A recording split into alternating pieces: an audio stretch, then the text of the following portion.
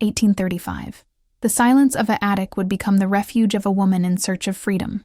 Harriet Jacobs, a young enslaved, suffered constant persecution and abuses of his lord. The body was explored, but it was the dignity he wanted to destroy. With no other way out, Harriet made an extreme decision: hide. A small space in the attic of his grandmother's house, tight, dark, where he could barely move. It would be his home for 7 years. There, through small cracks, she could watch her children play, grow, laugh, unable to hug them. The attic became prison, but also a trench. Each day hidden was a silent cry against slavery. Years later, Harriet would turn this pain into words, revealing to the world the cruelty that women like her faced. Before you embark on this history of silent resistance, think, where do you hear that voice? From a dark attic in North Carolina, Harriet's suffering echoed until she reached the books that impacted generations. For you, Harriet was just a survivor, or a warrior who turned her pain into a weapon against slavery. If you believe your memory needs to be remembered, subscribe to the channel and leave your reflection in the comments. North Carolina. A black girl was born in a world where her skin would determine every second of her existence. Harriet Jacobs did not know, but at age 6 was already doomed to a horror life that few can imagine. Destiny had prepared for her a journey through the deepest circles of human hell. When he lost his mother, as a child, he thought that perhaps the new home brought protection. What cruel naivete. Margaret Horniblow, his first lady, even showed some kindness, even teaching him to read and write, abilities that would later become his survival weapons. But when Margaret died, Harriet was bequeathed as an object to a 3-year-old daughter of Dr. James Norcom. What he found in the Norcom house was a predator disguised as Sir, a man who saw in every curve of the black female body a property to be explored. James Norcom was not just a slave owner. It was a demon who turned power into refined psychological torture. A sadistic who found pleasure not only in physical possession, but in the complete destruction of human dignity.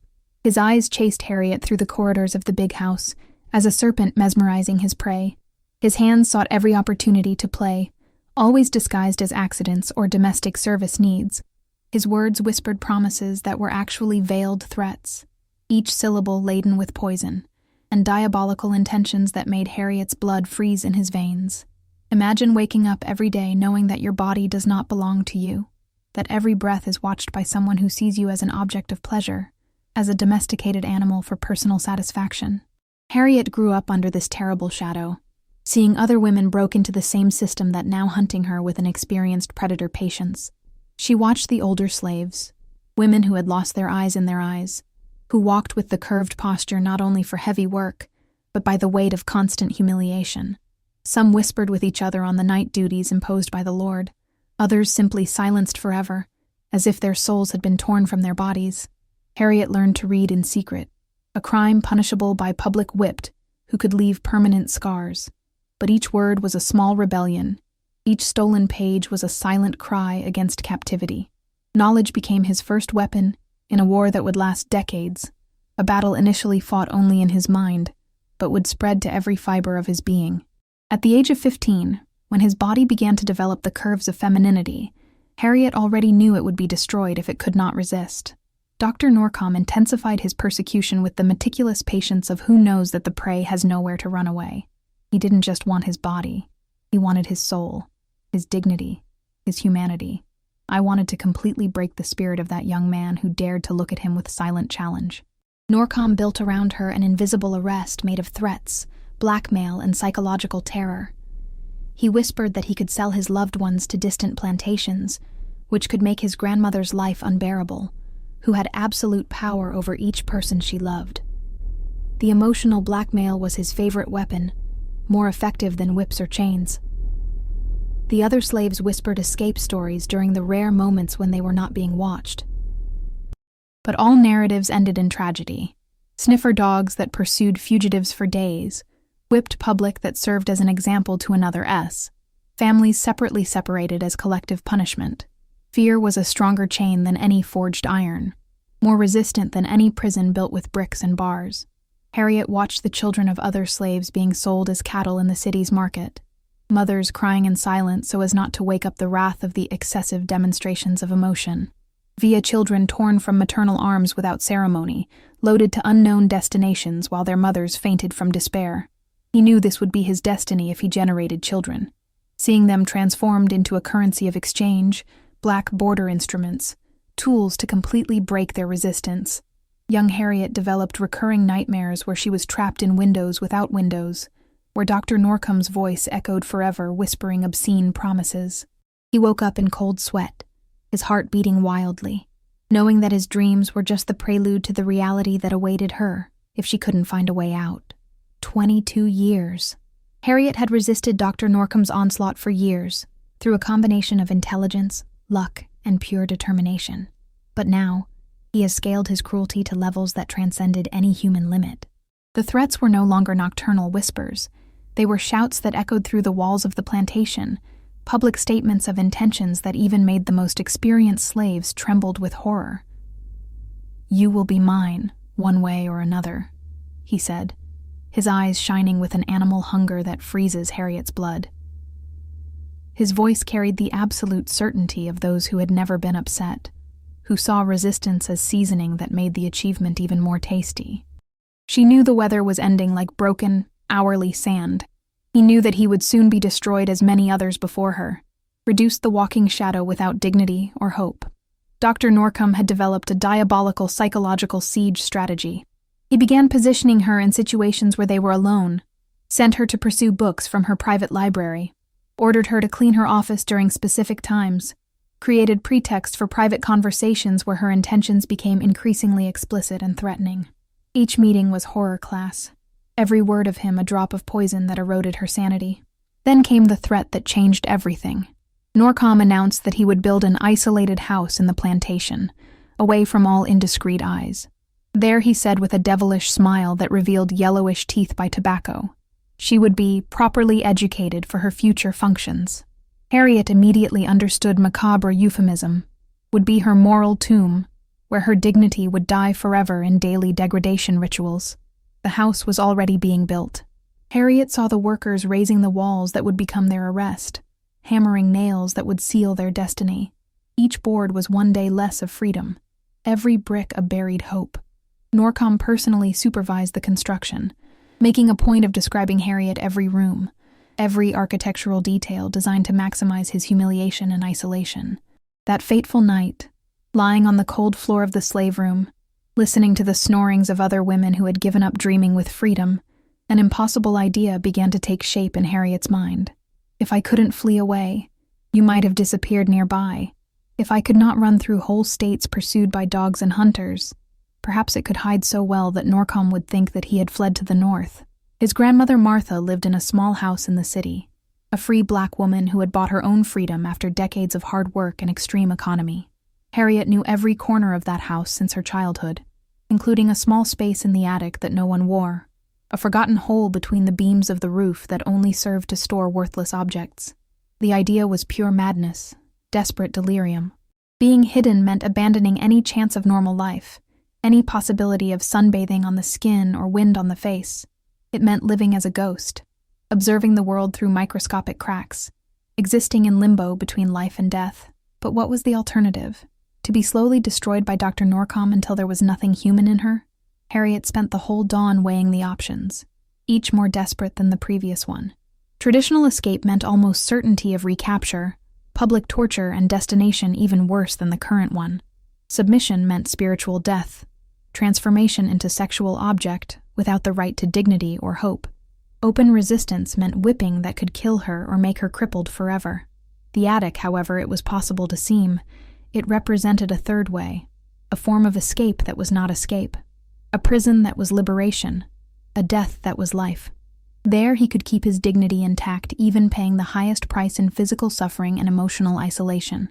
When the first ray of sun crossed the cracks of the slave cabin, Harriet Jacobs had made the brave and desperate decision of his life. I would rather die free in the attic to live enslaved in the Lord's bed. I would rather be ghost to be object.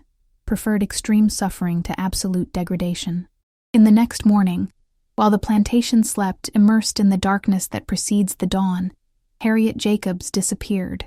Norcom woke up to find only empty beds and fury consuming his heart as acid. He would never imagine that his prey was a few miles away, breathing the same air, but finally out of his predatory reach.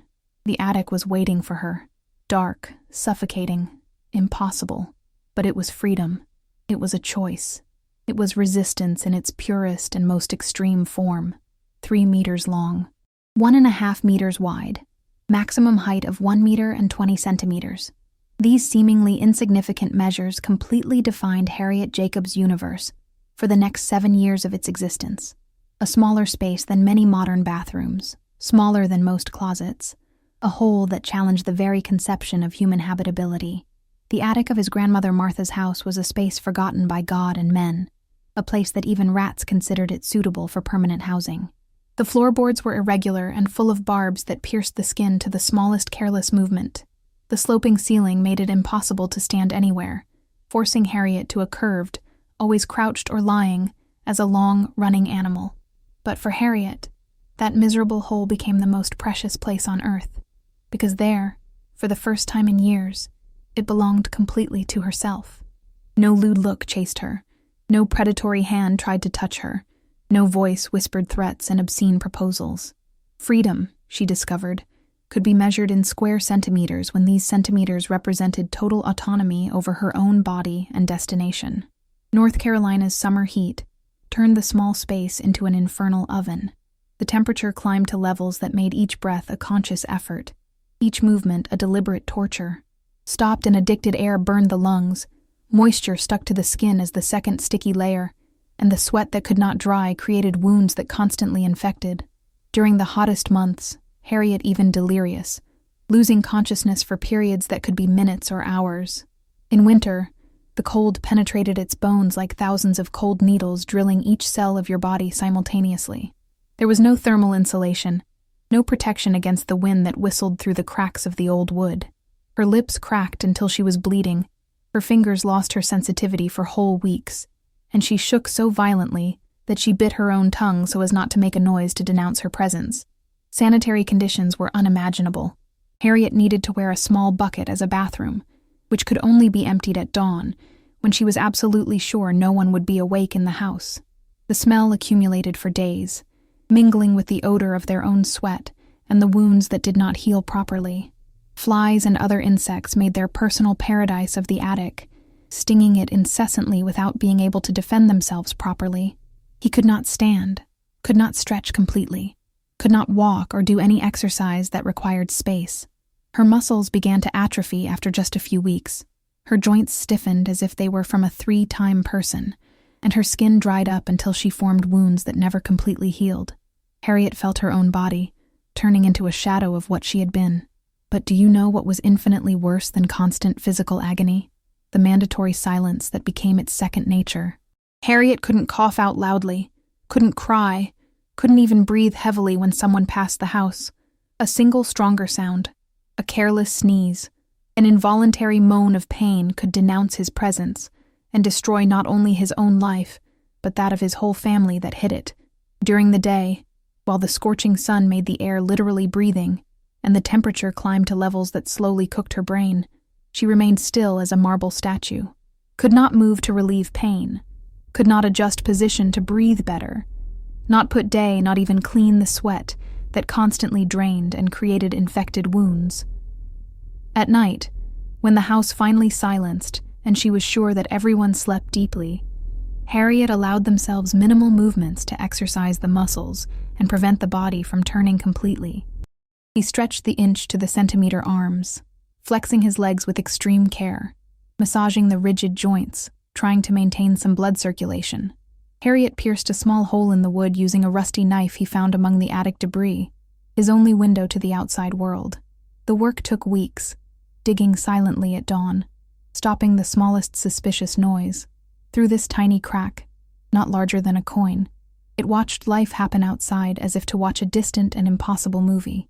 Children playing, adults working, people walking freely under the sun, people breathing fresh air, people living lives that she could only dream. All this passed before their eyes as a cruel stop of freedoms that had sacrificed. The world followed its normal course while it existed as a ghost, as an undead arrested between two worlds. 7 years, 2,550, 5 days, 61,320 hours. Each second, heavy, heavy, measured by the intensity of physical and emotional pain that accumulated as interest composed of human suffering. Imagine watching your children grow through a wooden crack the size of a coin, seeing the first hesitant steps, listening to the first complete words, witnessing small victories and defeats of childhood, all in absolute silence, as a ghost condemned to observe the life that should live, participate, guide, hug. Harriet has developed her own and intimate language with suffering. He learned to distinguish what kind of pain meant infection, which position caused the less agony in stiff joints, such as breathing so softly that not even he herself heard the sound of breathing. His body has become a detailed map of deprivation, each muscle telling the story of years without proper movement, without sunshine, no fresh air. In the 3rd year of confinement, a terrible winter storm opened a drip well above where I slept. For consecutive weeks, the cold water dripped incessantly on his head, soaking his already spent clothes, turning the small space into a cold swamp that never completely dried. Harriet contracted severe pneumonia and almost died, delirious in silence so as not to denounce her presence, coughing blood that swallowed so as not to make noise. During the delusional nights of fever, she mentally talked to her dead mother, asked guidance to the ancestral spirits, negotiating with God, offering years of life in exchange for a few days of pain relief. Her mind created elaborate hallucinations where she walked freely through the fields, where she hugged her children, where she breathed fresh air without fear of making noise. Full moon nights were simultaneously blessing and curse. When he could see through the small crack, he watched the stars and wondered if he would ever walk under them, if his feet would play grass again, if his hands would feel flower texture again. Other nights, plunged into the total darkness that blinded her completely, imagined that she had really died, and that was her personal purgatory, a place between worlds, neither living nor dead. Harriet has developed elaborate mental routines to maintain sanity. He recited with memory all the books he had read, recounting biblical stories, changing details to create new versions, invented complex conversations with imaginary characters that became more real than many people in his previous life. Her mind turned into a library, file, parallel universe where she could still be a mother, woman, complete person. The worst moment of all 7 years reached the 5th year of confinement. His youngest son, Joseph, was seriously ill with a fever that his grandmother's home remedies could not control. Harriet heard him cry through the floorboards, every moan of pain of the child drilling his heart like a sharp spear. Fever climbed dangerously, and she listened to the whispered conversations about seeking a doctor or accepting that the child could die. For 3 consecutive nights, while the boy delirious with fever, Harriet bit her own hands until she was bleeding so as not to shout, not to run the stairs and hug her sick baby. Her nails stuck into her palm, leaving permanent marks. Her teeth pierced the skin from her fingers, creating wounds that took months to heal. The maternal instinct shouted louder than any self-preservation, but she knew that she would reveal not only her own death, but possible that of the whole family that hid it. On the 4th night, when he finally heard the child's breathing normalized and the fever breaks, Harriet cried quietly for hours, tears of relief, pain, guilt, for not being able to comfort her child at the most critical moment. These tears left permanent grooves on their dry cheeks, channels that became streams every time they cried in the following years. She memorized whole conversations heard through the walls and the floor, mentally reconstructing every word, every intonation, every pause. He knew the steps of each resident of the house in color, identified visitors from the sound of the footprints, knew what hours were just listening to the domestic noise that repeated daily. Its hearing developed at superhuman levels, capturing whispers that normal people would never perceive. Dr. Norcom never completely gave up looking for her. Periodically, it appeared with sniffer dogs, questioned neighbors offering increasing rewards, published advertisements in newspapers describing it as dangerous fugitive property.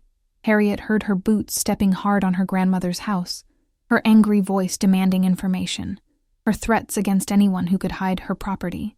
In these moments of absolute terror, when Norcom was literally a few inches below it, separated only by a few old wooden boards, Harriet's heart was so strong that she was absolutely sure that everyone in the house could hear him.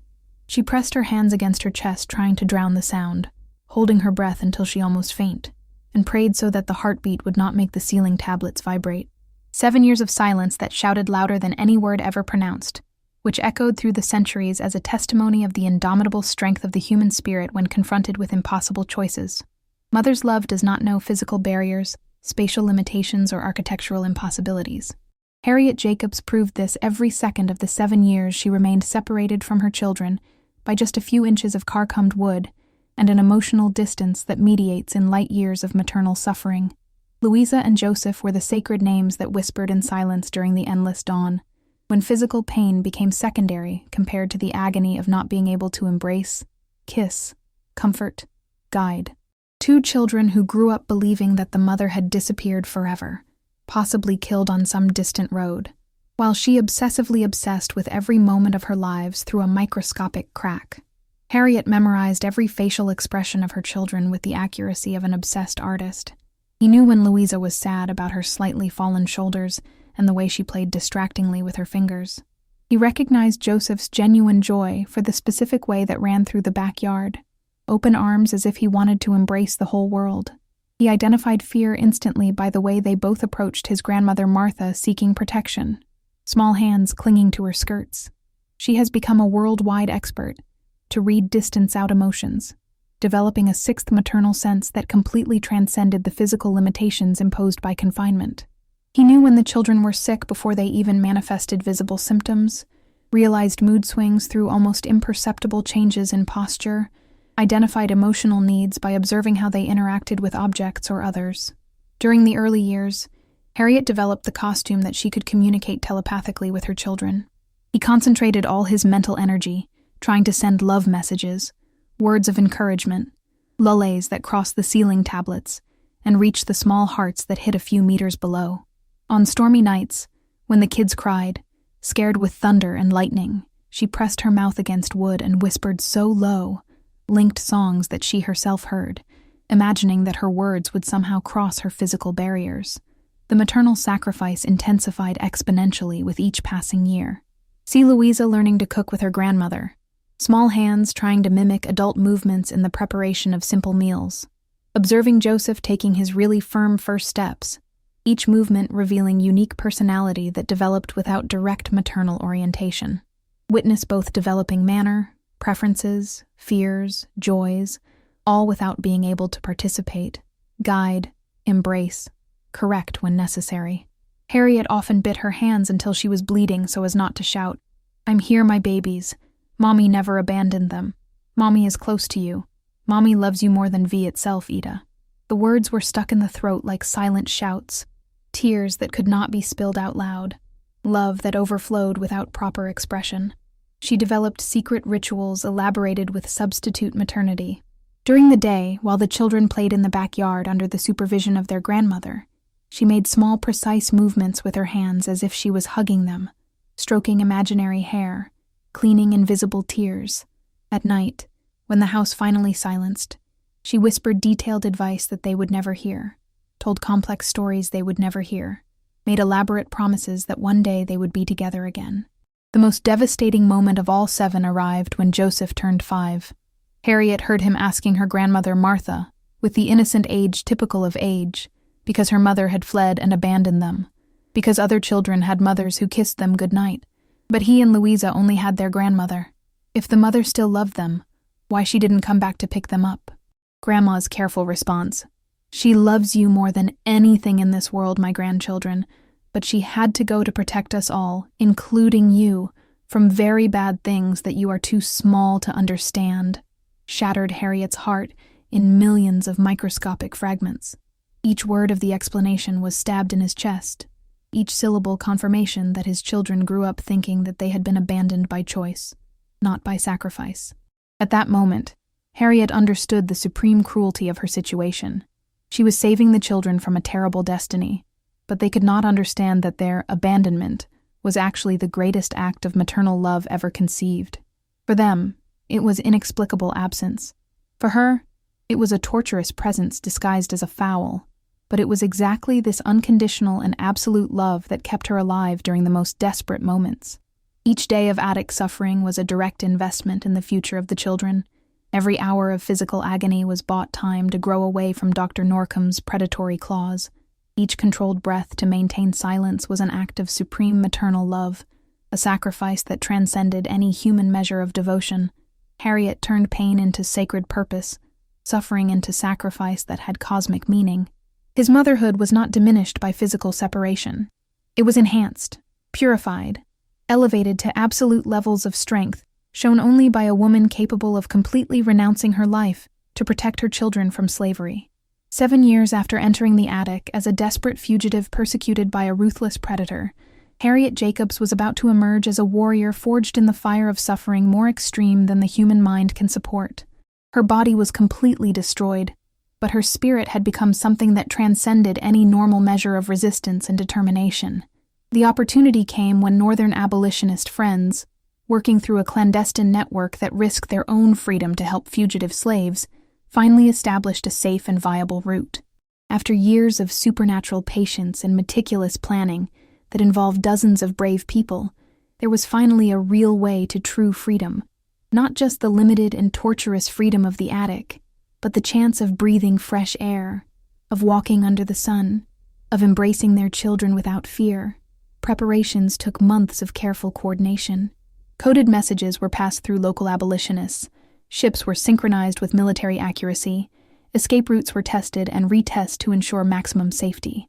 Every detail needed to be perfect, because a single failure would mean not only recapture and torture for Harriet, but prison and possibly death to all the people who were helping her.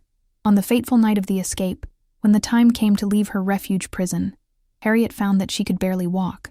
His muscles, completely stunted after years of forced confinement, violently traded each attempt at movement.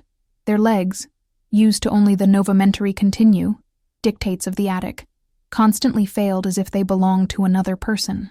Their bones were weak as dry branches, their stiff joints as rusty hinges that were not used for decades.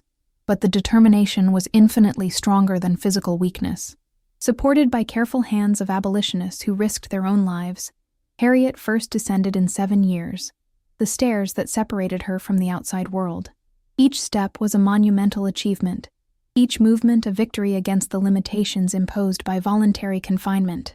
The first step out of the attic was like reborn in a completely new universe. The night air, which any normal person would consider only common air, went to Harriet, how to drink the elixir of life after years drinking poison. Its lungs, used to the addicted and suffocating air of confined space, expanded desperately to capture each pure oxygen molecule that had not breathed by an eternity. The feeling of open space above the head, of being able to look up and seeing infinite sky instead of crooked tablets in centimeters of the face, was so intense that it almost fainted with pure emotion.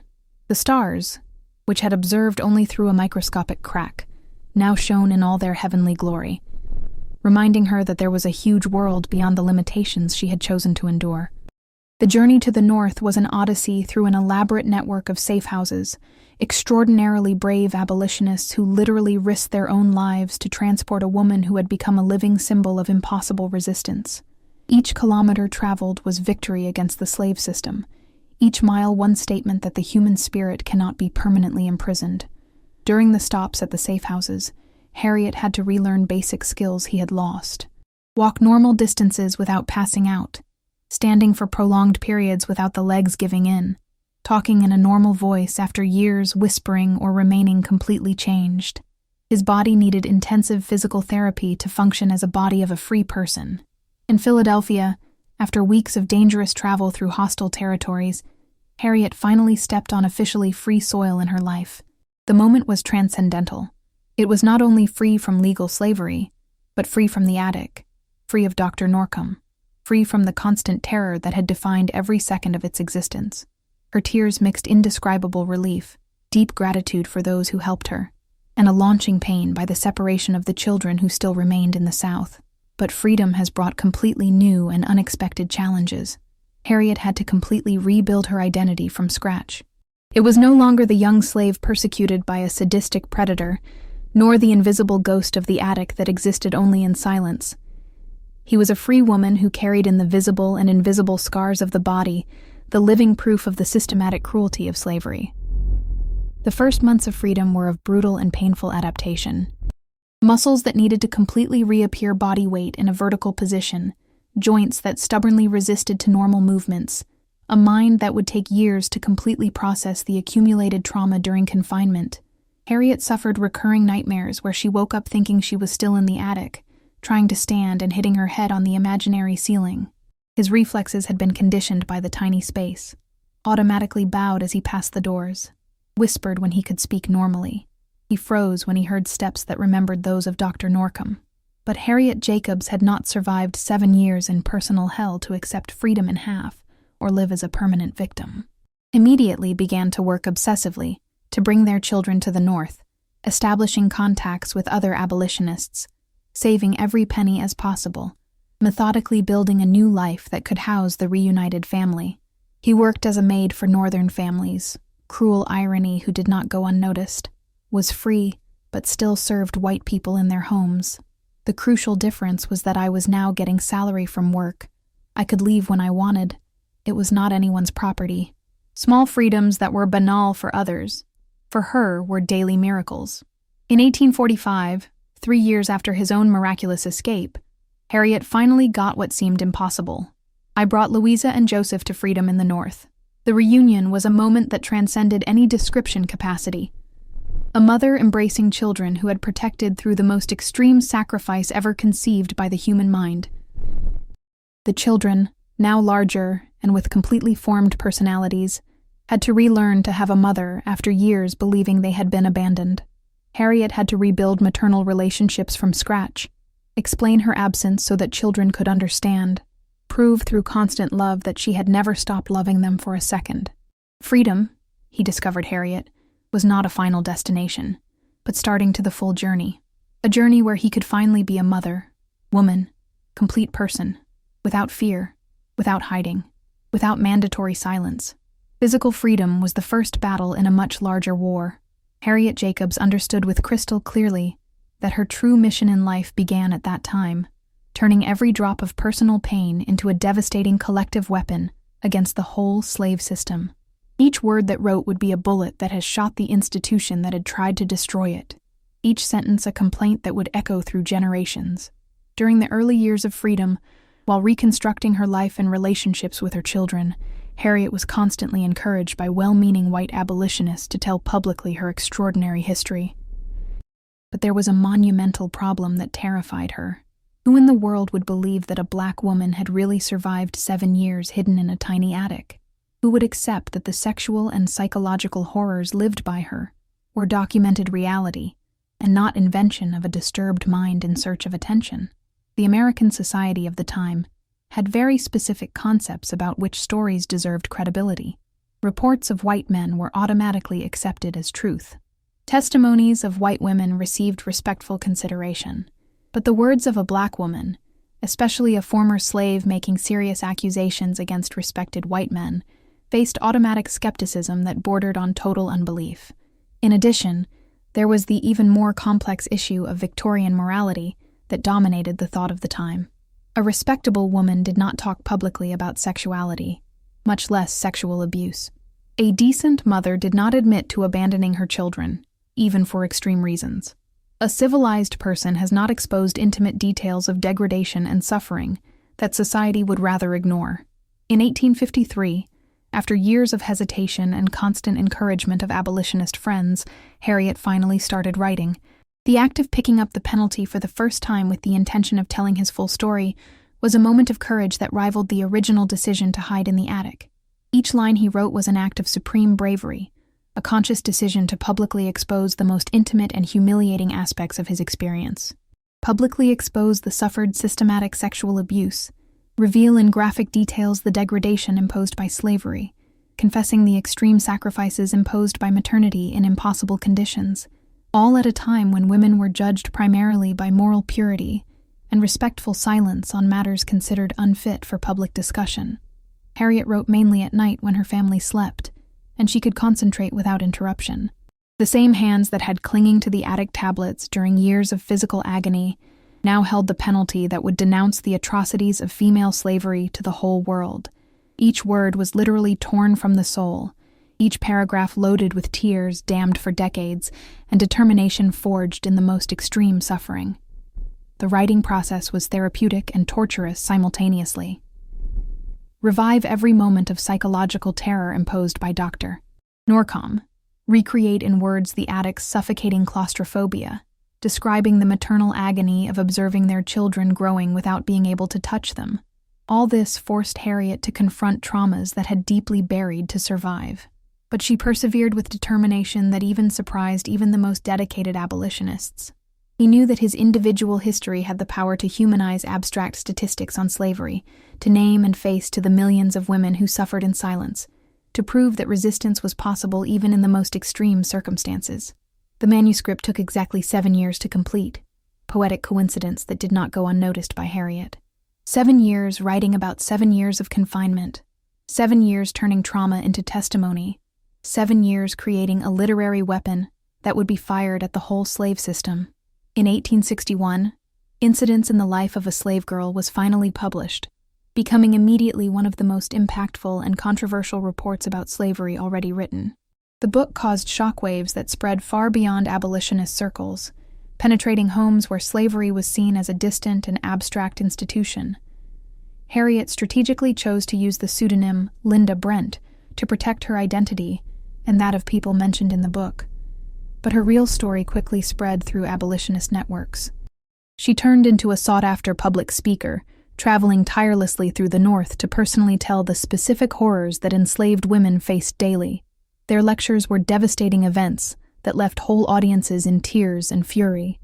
Harriet not only reported dry facts, she physically carried her own body the indelible marks of suffering.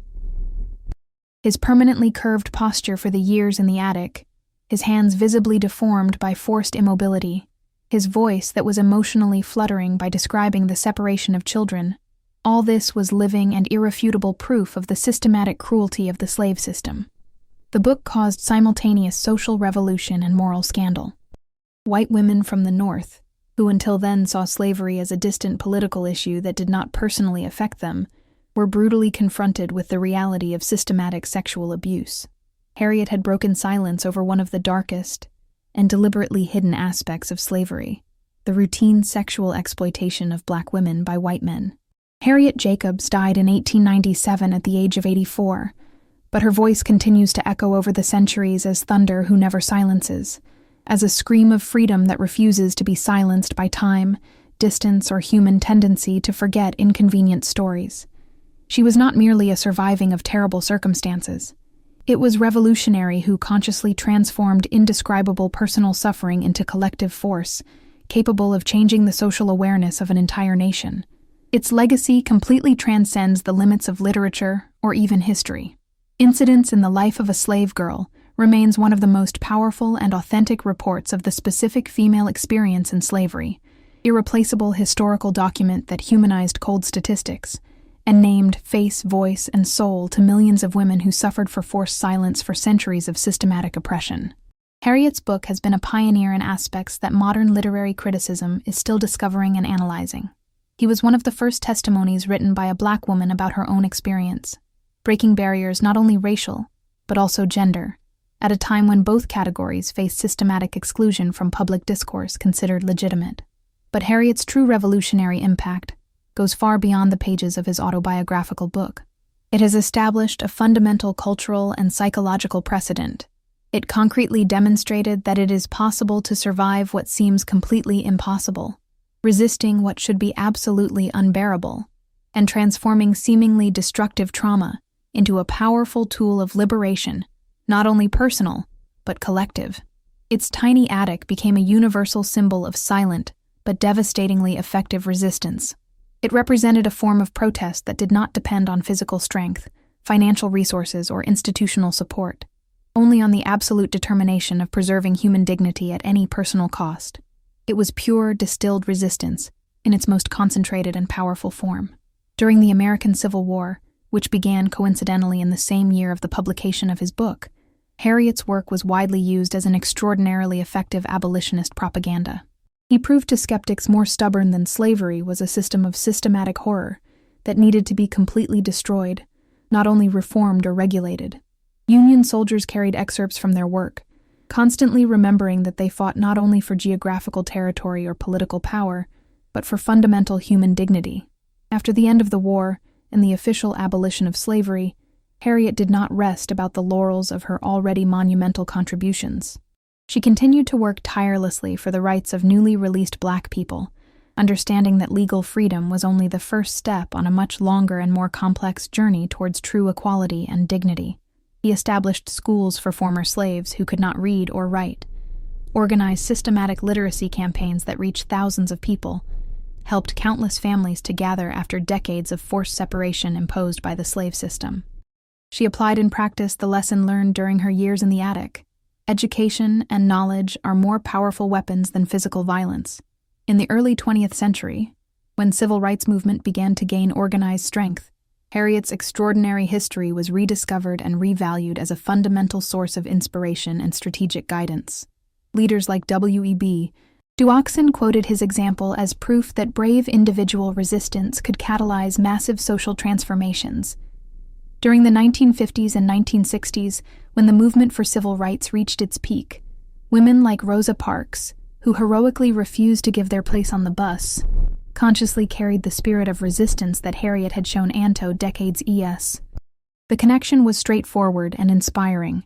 Both Black women who said no to the oppressive system, even knowing that they would pay very high personal prices for this refusal.